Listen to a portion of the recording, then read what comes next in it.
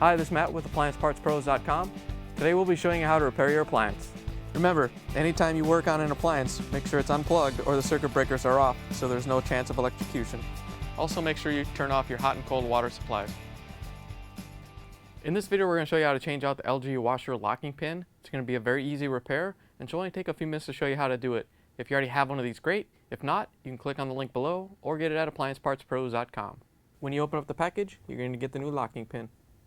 The locking pin is what holds the shock absorber onto the washer. The main reason you'd be changing it out is if it's damaged and it's falling out. Now we can take the top off. We're going to remove the lower screws that hold the bracket to the body. Once we get those screws out, we can pull the top off.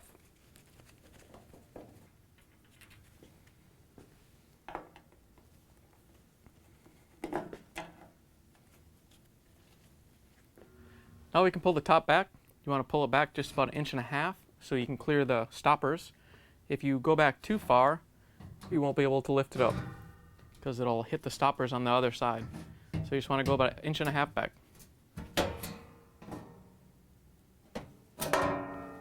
Next we can pull out the detergent drawer and press down on the center in the back to release it so we can pull it all the way out. Now we can remove the 2 Phillips screws.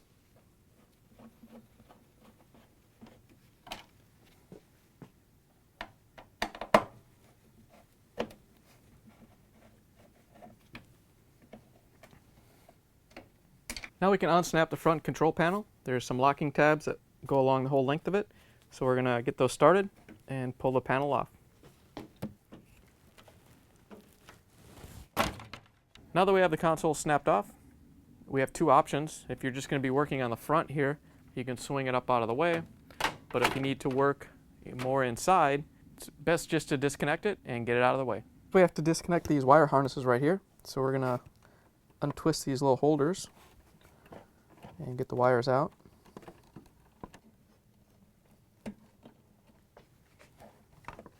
Then we can pull the wires out and disconnect them. All you have to do is find the release tab and press on it and pull it apart.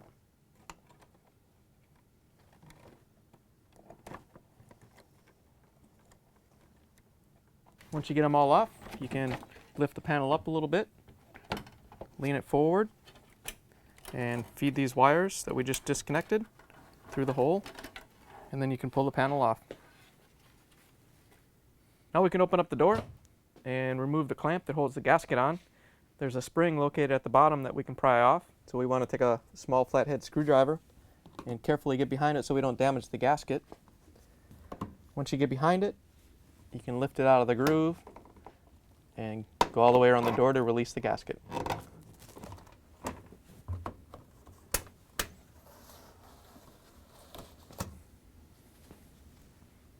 Now that we have the clamp off, we can take the gasket and kind of get it off of the front panel so it's out of the way. And then we can reach in behind the door switch and disconnect the wire harness from the door switch. Press the release tab and pull it off the switch. Now that we have that disconnected, we can close the washer door. And then we can take a small flathead screwdriver and open up this small access panel right here. It's going to come right off. There's nothing holding it on. And then we can use our Phillips screwdriver to remove the screw that holds in the trim on this panel. Once you have the screw out, we can pull this little panel out and just feed the drain plug through it. Now that we have the trim out of the way, we can remove the Phillips screw that holds the front panel on.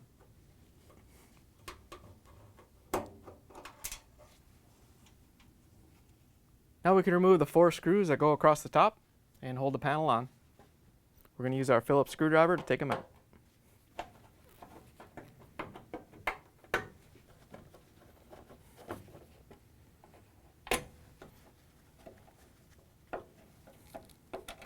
When you're taking the last screw out, you want to make sure that you hold the panel onto the washer. There's nothing else really holding it on, and it may fall off.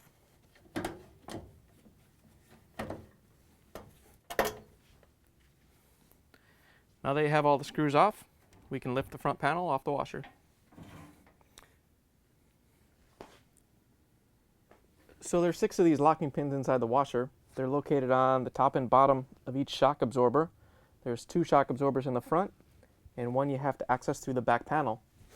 They're all changed out the same way. We're going to take a deep socket, 13 millimeters, and push it onto the back to release the locking pin. And then we can grab the front with the pliers and pull it out.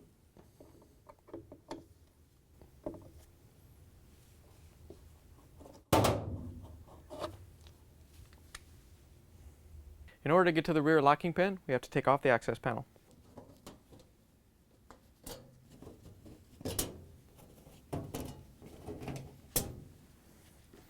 Now that you have those screws out, we can take the panel off. If you're doing the rear locking pin, both the upper and the lower, you'll notice that you may not be able to get a socket on it. We found that a 12 millimeter wrench fits on pretty good and depresses the locking tab so you can pull it out. Here's the old locking pin next to the new one. If you already have one of these, great. If not, you can get it at appliancepartspros.com. To put the new locking pin in, we want to make sure that the shock absorber is lined up with the tank so it can go straight through. And all we have to do is push it through so it locks in place.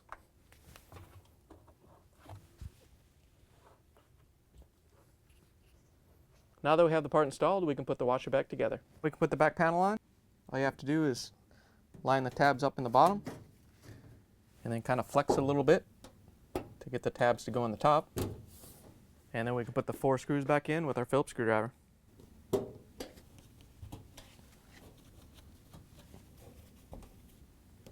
Now we can go ahead and put the front back on.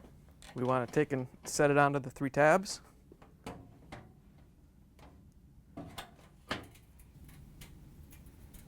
And make sure that your hose doesn't get pinched in there. And then we can tilt it up and put in the 4 screws.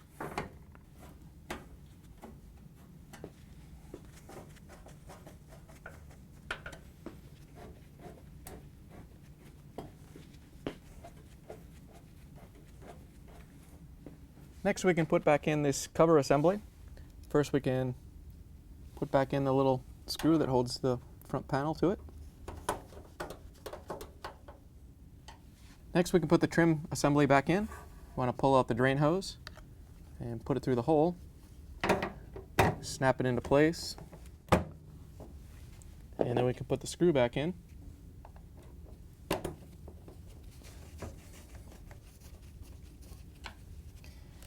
We can take the little drain hose and put it in the clip. And then we can put the front access panel on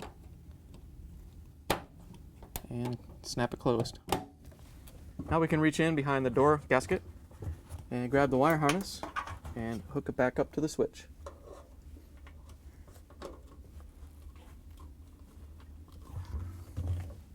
Pull the gasket out so we can attach it to the front panel. We have to go around and make sure that the gasket is in this groove, so when we put the spring clamp on, it holds it in place.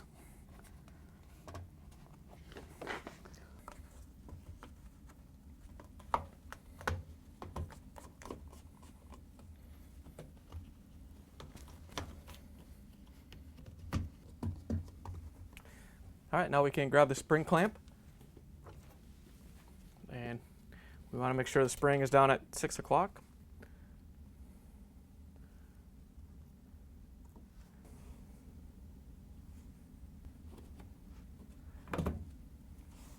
Once we have it stretched around most of the way, we can put the vice grips on and very carefully stretch out the spring and get the clamp the rest of the way around. You want to make sure when you pull back on this that you pull straight back so you're not pulling out and pulling the gasket off.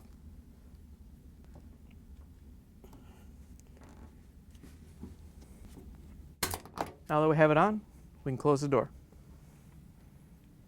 Put the console back in. We're going to feed the wires through the hole in the back panel and pull them through, and then we can rotate the panel up into place and snap it in.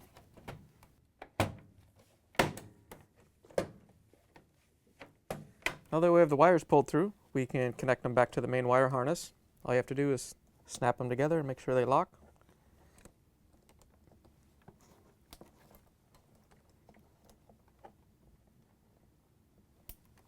And then we can reconnect them to the wire harness holders.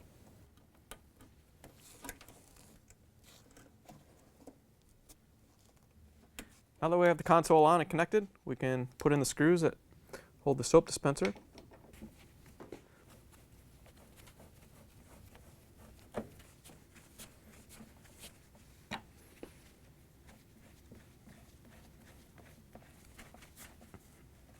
Then we can put the detergent tray back in. All you have to do is line it up and then push the release lever in so you can slide it all the way in. Now we can put the top on. You want to set it down a little bit back from the front. You want to make sure that the stoppers go into these little cutouts so they can snap into their little grooves. And we can set the top down and push it forward to lock it into place. Now we can put the screws back in that hold the brackets onto the top. Now that you're done repairing the appliance, you can plug it back in, turn the water back on, and give it a spin. Thanks for joining us for another successful repair brought to you by AppliancePartsPros.com. Check out our other repair videos on our site, Facebook, and YouTube.